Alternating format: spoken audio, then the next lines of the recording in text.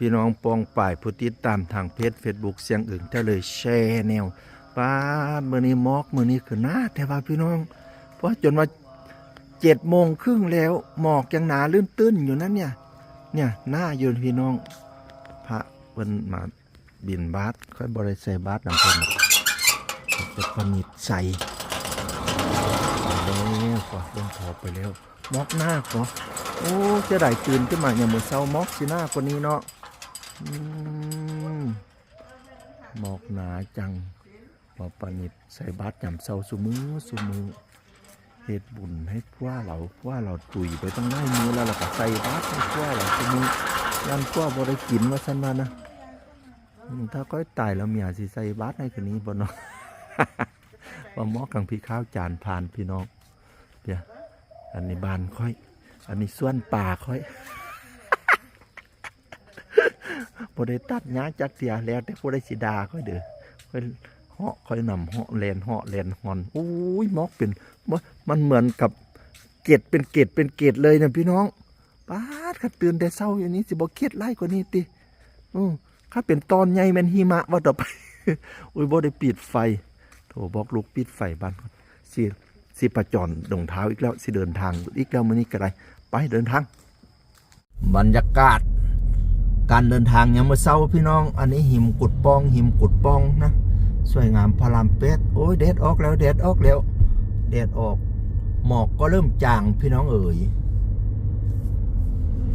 เนี่ยเรียบกุดปองเขาเจ้ากำมายางออกกำลังกายกันก่อนนี้นะคันอย่างมื้อเช้านี่หมอกจันผ่านเนาะนี่แดดมันแย่แล้วนี่แน่แย่แล้วนี่นะ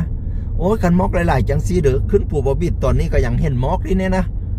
โอ้นี่แหละไปฝนต้นหนาวเนี่ยหมอกภูบ่บิดจะสวยมากพี่น้องถ้าใครไปขึ้นภูบ่บิดตอนนี้เชิญเลยเนี่ยเชิญเลยมื้ออื่นเด้อมื้อนี้บ่ทันไปขึ้นมื้ออื่นในวันเสาร์วันหยุดนะพี่น้อง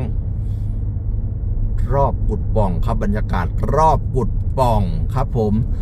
ดูหอนาฬิกาก่อนครับอย่าเพิ่งไปครับหอนาฬิกาเมืองเลยสวยมากนะเนี่ยเห็นไหมเนี่ยกี่โมงเช้าแล้วเนี่ย7:30พอ